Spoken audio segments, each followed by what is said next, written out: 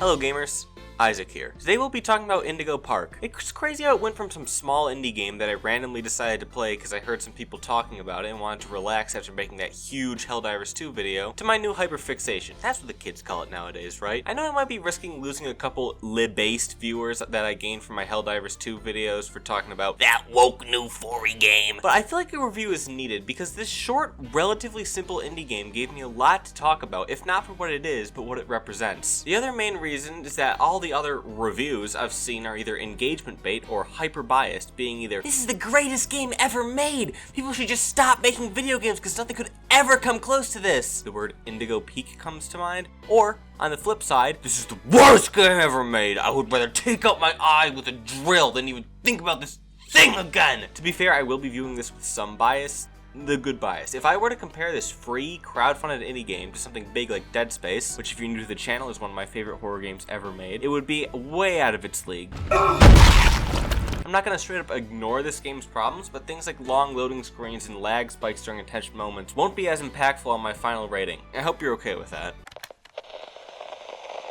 This video contains spoilers for Indigo Park, but I did make a video series on it. Maybe you could, like, watch it or something. Actually, you know what? Rebel against big YouTube. Play the game yourself. It's free on Steam and pretty short. This is the first chapter and the plot is being actively created, so there's not much plot to twist. But you still will be confused if you don't know what happened in the game. Indigo Park is a small-scale mascot horror game that was funded with Kickstarter and oh my god! Damn, the trailer hasn't even come out yet.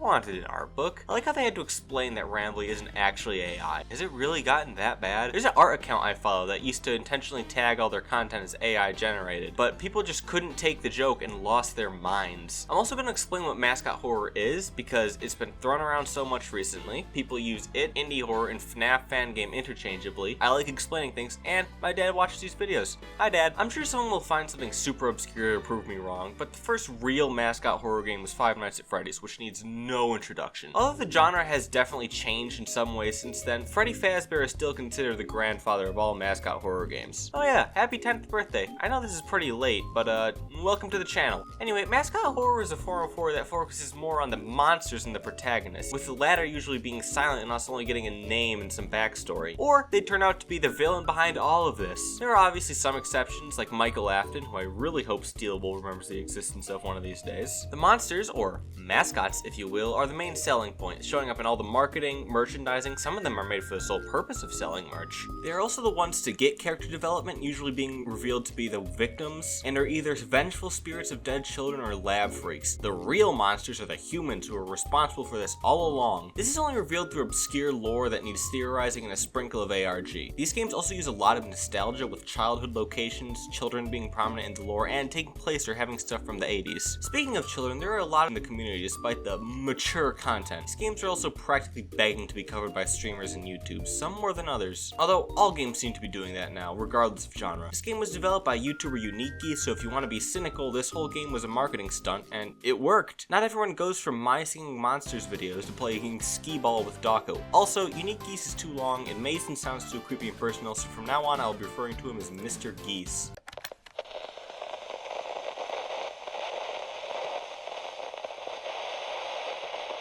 I'm only going to talk about the characters and context to gameplay in the story. They really cooked with the designs, and you can look at the characters for 5 seconds and know who they're based off of and what tropes they follow. I'm going to be talking about them from least to most important. Starting with Finley, he only shows up at the very end of the game in all his sea dragon glory. The whole ending is just super abrupt, with you entering the aquarium like you do the other locations, but then it just ends. It feels like there was another ending in mind, but it got Halo 2, because in the credits, Rambley's all like, "You'll come back, right? But I'm still here," so unless he's breaking the fourth wall, it doesn't really make sense. Now for the two actual threats, Molly and Lloyd. Starting with Lloyd, I can appreciate the simplicity of him just being a regular lion. Like, what did Isaac think would happen? Something I don't appreciate is how you can't die to him. Yep, the entire sequence in the main stage is scripted. Everything from him waking up to one of the most predictable jump scares ever. I feel like what's gonna happen is that's gonna activate a cutscene, and then he's gonna grab me.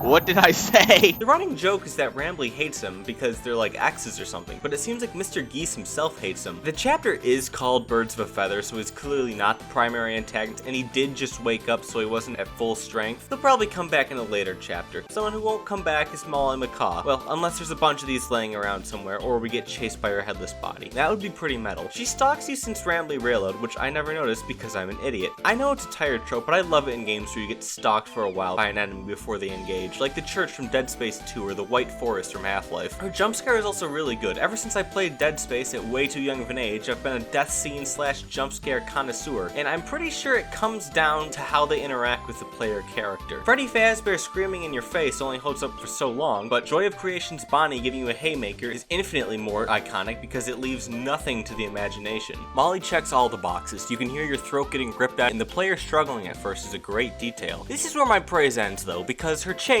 which is supposed to be the climax of the chapter, is kinda weak. You see, before the chase, you only saw her when the game wanted you to, in the dark and peeking around corners where she looks great. I know it's a chase and you should be looking the other way, but in the light, she's kinda ugly. Not like the ugly you want in horror, and more like the unfinished ugly. She doesn't even really look like a macaw, but I'm not gonna deduct any points because it could be that the scientists who created her threw the DNA of a bunch of different birds in there. Another thing she doesn't do well is the run cycle. I guess the reason is because if she went full sprint, you'd have no chance of outrunning her, but her tube crawling animation is great and unnerving. If I wanted to improve the chase, I'd put the whole thing in the tubes. It would make it less disorienting, use much better animation, and it would add some great claustrophobia with you frantically crawling and hearing the echoing sound of talons hitting the plastic getting louder. It's kind of weird how big the tunnels are. In fact, the perspective is kind of messed up in this game. Things seem a lot larger than they should be. I know you're playing as a short king, and it makes sense for things like the trash can. I'm probably gonna piss some people off with this, but the park is made for kids, so he should be the target size. My final complaint is her death. First of all, it didn't even need to happen. Even if you go as slow as possible, there's a good amount of time before you enter the room and her reaching the door. All Mr. Geese needed to do was add something like sparks or Rambley saying that he was having trouble with the door, because right now it seems like he just put your life at risk to murder her. I guess the writing team needed a way to show that he's willing to protect you, or how dangerous, depending on the point of view. And someone was like, we should do that thing with the industrial door, people love those. I mean, it clearly had an effect on Rambley and leads to the Rambley regret scene, which is one of my favorite parts in the game. Well, I'm not against extreme gore in video games, it needs proper implementation though. Besides some stains on Lloyd, the game is completely clean of blood, so it just feels out of place. If it was already there, like maybe in main stage being the place where Lloyd drags his prey, or having the mascots be roughed up, it's pretty hard to believe that these two apex predators have coexisted for 8 years without any altercation. Sometimes games will do stuff like this on purpose to make you feel like you did something wrong, like in Sifu where it makes you feel bad so you want to spare them and get the good ending. One problem, there is no option to spare her, and the choice isn't even in your hands. If I didn't know any better, I'd think that Mr. Geese is intentionally trying to traumatize the young audience with this game. Well, I know the real reason is to farm those juicy clips. These next 3 characters have major importance on the lore and are not just spooky monsters. Starting with Salem, insert Army of 2 reference that no one will get. She's the most mysterious of all the characters. There's no merchandise of her, the poster of her is gone, and her attraction on the railroad is destroyed, also suspiciously where it glitches out. And she's only mentioned by name in the arcade right before the landing pad. She's definitely being set up as the main villain, or maybe a fake out villain. Salem would be a very fitting name for a victim of assumption. Next up is the playable character, who, believe it or not, has a name. It's revealed in the chat logs that go by way too fast in the intro that his name is Ed. According to Mr. Geese himself, this is a super obscure reference that once we get it will make a lot of sense. Anyway, he fills the mute, faceless protagonist. Literally. The only lore we get is that he went to the park a lot as a kid and doesn't like Finley. In the game, he's a short king with jacked, pasty white arms. He may be the protagonist, but this is a Big Trouble in Little China situation. The railroad is actually a great metaphor for this. Rambley is the conductor and Ed is just along for the ride. Speaking of...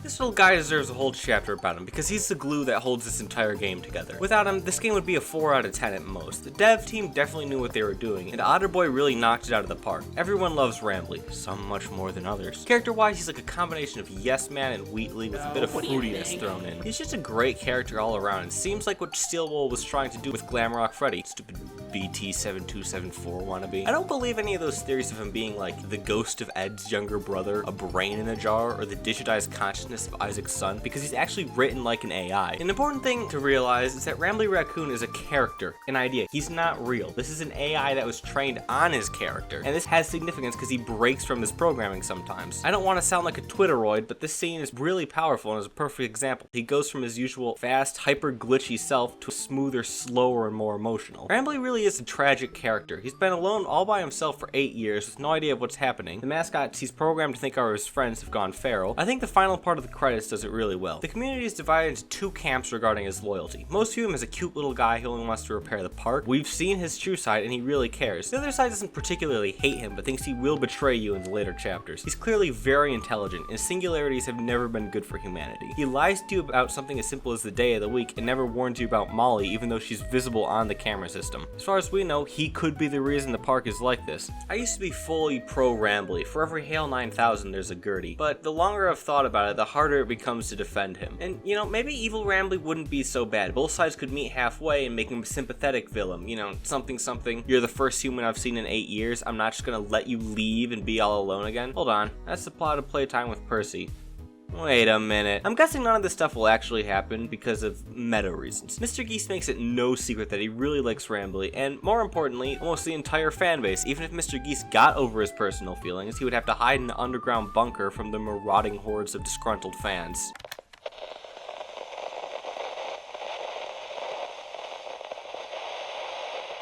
I can talk all day about the greatness of the characters and story, but the gameplay is not good. And by not good, I mean it doesn't exist. Ban has more advanced gameplay. Yeah, this is the part where I start dogging on the game. All you can do is walk faster, interact with items/buttons, and jump, which does nothing, and I'm pretty sure it's only in the game because it comes with the first-person preset for Unreal. There's no crouching or creative ways to avoid threats because the only time you're in danger is the scripted chase at the very end of the game. Yep, almost the entire game is a walking simulator. This pretty much takes the replay value out back with a shotgun, and I can't think of any reason to play it again besides collectibles. Well, I can't think of one other reason. Speedrunners and mascot horror have always gone hand in hand. For example, the only reason Security Breach is still relevant are because people are finding new and creative ways to exploit the god-awful code so they can beat the game slightly faster or do zany challenges.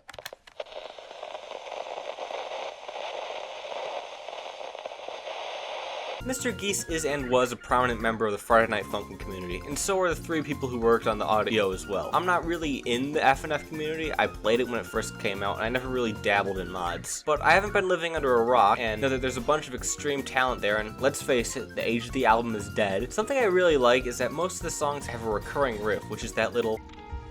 This actually has an in-lore explanation, which is awesome. The melody comes from the in-lore Indigo Park theme, which is that creepy-ass song that plays in one of the trailers. There's a lot of things I don't like about my first video, but one of the biggest things is that I immediately went to fan content and barely talked about the actual soundtrack. In the first draft of the script, I overcompensated and ended up explaining every song in detail. That was stupid, and instead I'm gonna give a general overview with a few examples. Overall, the soundtrack is great, and is actually what you've been listening to this entire time. Quite a few of the songs have this nostalgic feeling, and not like that modern, so creepy, liminal 2015 nostalgic bad camera backrooms crap. It just reminds me of something from my childhood that I can't put my finger on, and that's nice. Best example of this is Airplane, and it sucks that it immediately goes all corrupted 808 broken.exe mode when you open up the tube. My favorite is conflicted between Rambley Express and Review. Express is a nice upbeat song, but more importantly, it's somehow impossible to become repetitive and has the honor of being one of the few songs I can listen to for an hour straight while doing other things, especially train related.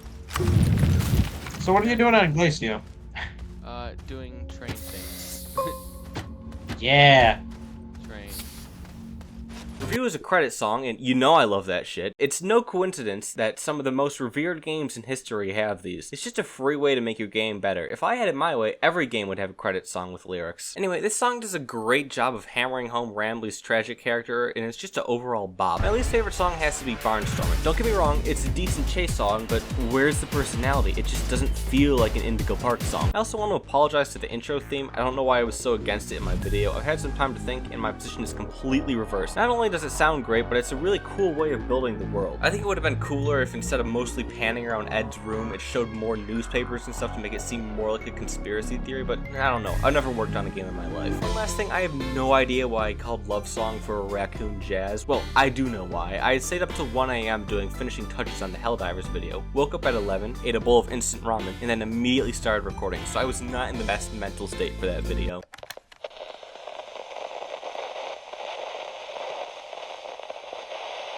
I know I say this a lot and will keep saying it, but I really want to emphasize how important the community is. The community is as, if not more important than the gameplay itself, even with single player games like this. Communities are what make or break every form of media. I've seen horrible things uplifted by great communities, and I've also seen great things dragged to the depths of hell by their rotten communities. Unlike Helldivers 2, where even though I preached about the community, it is still a game with a community on the side, and you don't really have to be part of the community to have fun. Sure, you may be confused why the people in red armor are killing you, but the game itself has enough to keep you hooked. Indigo Park is more like a community with a game on the side. The community is very important and is quite literally why the game exists. The simplistic designs of the characters and their tropey personalities make fan art easy. Even I can draw Rambley, and I suck at drawing. It's also really great when the main dev supports this himself. There are even YouTube poops. Wow, that's a blast of the past. Maybe there is hope for this generation. I swear to God, if I see Lloyd Fordell Lion on the Bliss background with cow-eye eyes and the word not scary, I'm going to lose it. Well, I wouldn't say it's made by fans. I still want an excuse to talk about content farms. If you somehow don't know what content farms are, they go hand in hand with mascot horror and the whole really young audience thing, because they pump out the most buzzword-riddled, bottom-of-the-barrel, mind-numbing slop to get the kiddos hooked. In other words, Elsa Gate never died. She just took a new name. Anyway, there's a shockingly low amount of them. If you want numbers, Lankybox, the king of slop, has only made 4 videos on Indigo Park, but has 28 and growing videos on a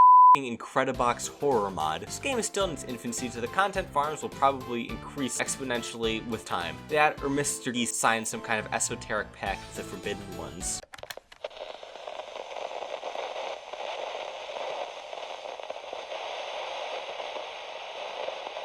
Before I give the final rating, I want to reiterate that this is just Act 1 and many things are subject to change. The Kickstarter made mad cash and there's a lot of hype surrounding the game. Chapter 2 may feel like a completely different game with new visuals, possibly even new characters, and dare I say it, actual gameplay. This isn't like most chapter-based mascot horror games where the devs release a chapter and then go radio silent until the next one, because a huge 1.1 update release while writing the script. It's mainly visual stuff with some new models for the collectibles, certain sections that were bland or useless have been completely changed, and the player model was changed to not be extremely buff, so Ed went from being a short king to just a twink. It wasn't all visual though, there are also some secret codes hidden in the park with a cipher and a terminal on the official website. If you want some hints, I joked about it in my playthrough, but now there is a reason to get all collectibles, and I would also like to reiterate that the useless sections now have a reason to exist. There's also this cat that I still don't understand why everyone is so hyped about, or why it's even in the game. We already have an orange kitty. This did its job perfectly for the first chapter. It sets up a motive, introduces the characters, and most importantly gives us a whole bunch of questions. Why is the park abandoned? Was it the mascots? If so, what caused them to go feral? What are Rambley's true intentions? Is there a 7-foot tall feral raccoon somewhere in the park? A skunk? Speaking of her, what is Salem up to? Finally, is the description of this frankly haunting mask just a one-off day shift at Freddy's and Speemail reference, or is it important to the lore? There are references and secrets hidden everywhere, but I'm sure we haven't even discovered everything in this chapter. Like just recently, it was found that if you run the sound the critter cuff plays to scare off Lloyd through a spectrogram, it, as you guessed it, has a hidden message. The cipher isn't fully complete, but using a bit of the old frontal lobe, we narrowed it down to protect you. Where this gets really weird is when you remember that Rambley is disconnected from the backstage area, so either the cuff is sentient, or this adds fuel to the theory that me and many others have of there being another force watching us. Mr. Geese has made it abundantly clear on his stream that he has the whole lore planned out.